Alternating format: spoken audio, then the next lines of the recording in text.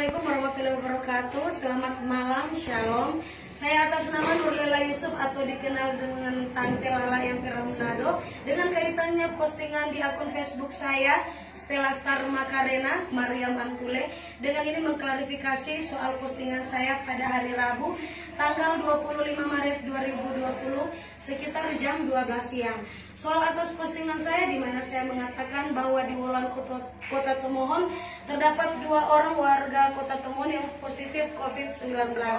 Berita tersebut tidaklah benar atau dikenal dengan hoax, dan saya menyesal atas keterlanjuran itu, dan saya memohon maaf sebesar-besarnya kepada seluruh masyarakat Kota Tomohon dan sekitarnya, atau khususnya warga Wulan, dan kiranya permohonan maaf ini dapat diterima dengan baik. Wassalamualaikum warahmatullahi wabarakatuh. Selamat malam, shalom.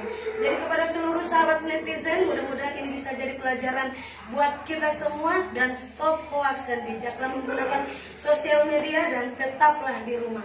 Bravo, URC Totosi.